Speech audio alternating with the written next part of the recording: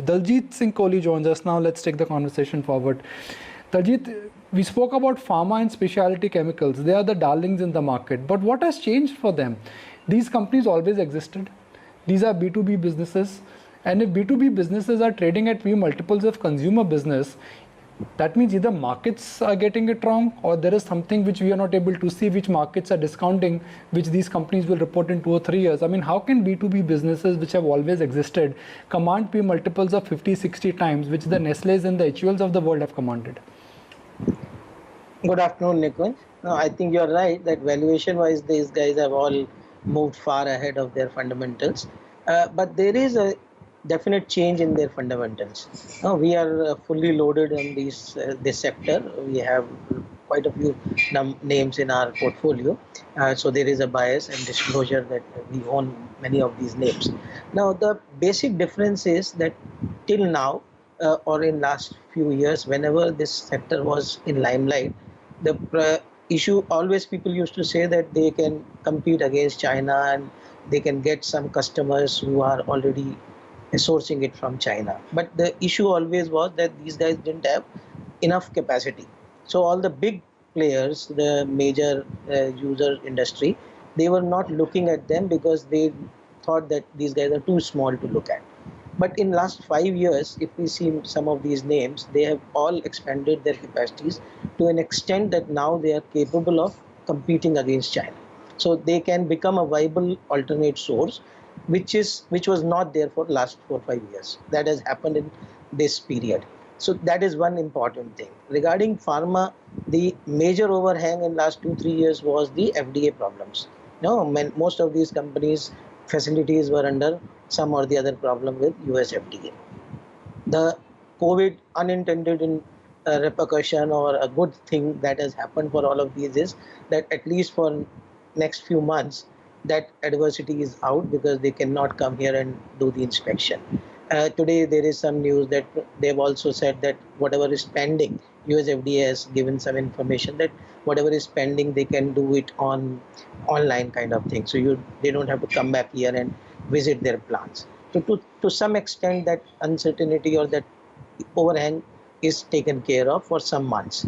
Now, should you take that as a long-term thing and then you should invest for 3 years, 2 years? No, definitely not. The issue will remain there with the FDA regulatory overhang will remain with this, but that you have to live with it. The good part is in last 3-4 years, again, most of these companies have learned to understand that, and they have improved their working much more than what was required. And that is why it is assumed that probably now when their inspections will happen, they will be able to get through them. So there are few structural changes happening for this sector, and that is why we are getting this kind of euphoria and this kind of favorite thing coming from all the investors. Of course, when this initial phases, when this happens, then everything moves, and there is always this along with the good guys, there are some bad names which also come up. So you have to be very clear, very stock specific, and understand what is the strength of these companies which you are buying. So all may not be equal beneficiaries, but a lot of them will be beneficiaries. So I think that is the reason this sector is getting such kind of importance right now. Kunal, for those who have not participated, or for those who missed out on specialty chemical and pharma, there are two options. You wait out for a sizable correction and then jump in. That correction could come in or may not come in. The problem is that if you buy now, the run-up has been so strong that a chance of reversal cannot be ruled out. So there is a dilemma. And this is very frustrating when you see stocks in a bull run and you know that you've missed the bus.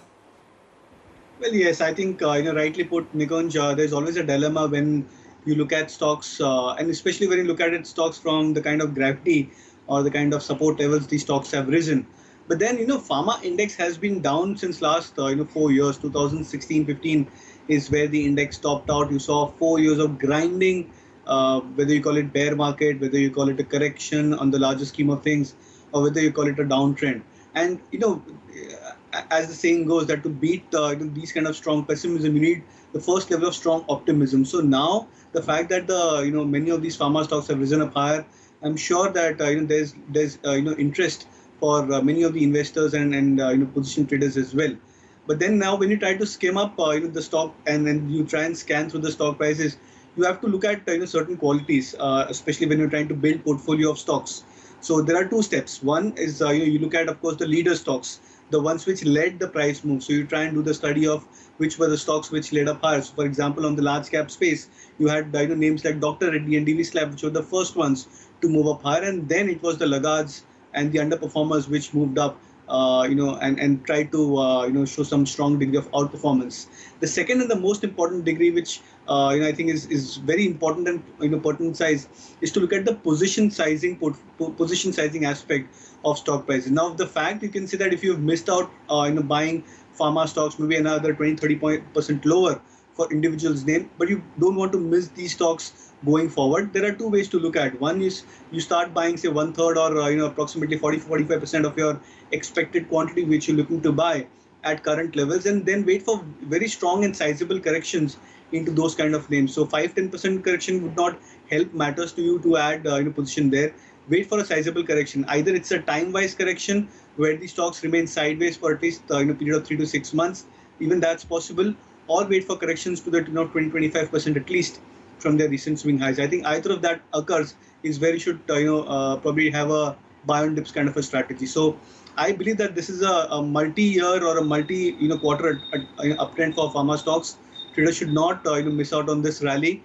Whether if you've not bought any of the stocks, then I think position sizing technique is the best technique to try and avail of long-term uptrend.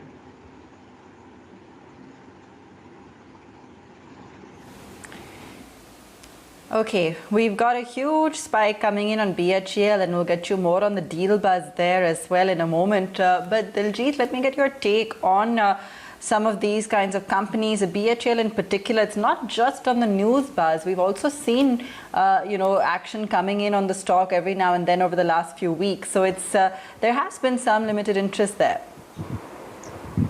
See, there has been interest because many people feel that after so many years of underperformance, and they have made some change. They have gone in for they made some requests for multinationals to use their facilities and trying to bring some efficiency into the company. But we are staying out of this stock particularly, and as such on the capital goods sector, we feel that it will take time. I don't think it is coming up so fast. So we already own the largest company in the sector in our portfolio, and we don't intend to increase any more allocation towards the sector. Basically, we feel that probably if this unlocked trade will happen, and after this lockdown, the capacity expansion will be the last thing to happen. Probably first there will be, you have to bring back life to normalcy. So nobody is looking at going for new plants or new expansion things. So there is you will get these stocks at much better valuation, and even if you buy it over a period of time. So there is no hurry to buy them. We are staying away from them.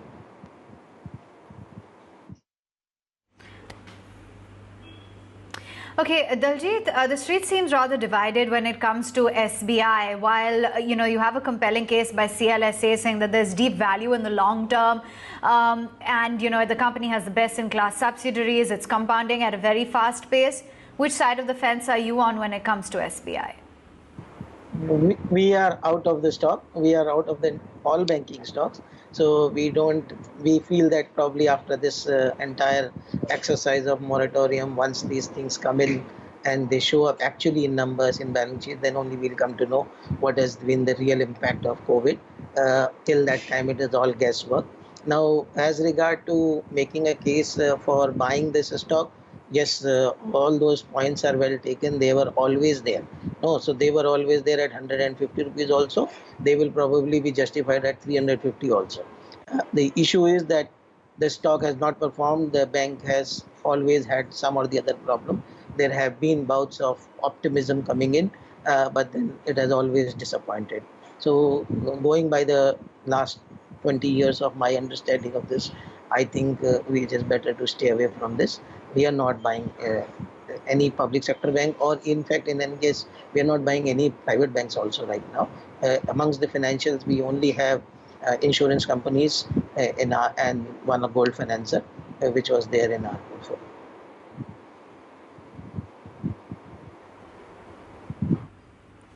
Oh, okay. So steering clear from the financials, by and large, that's the view from Daljeet. But speaking of that sector, let's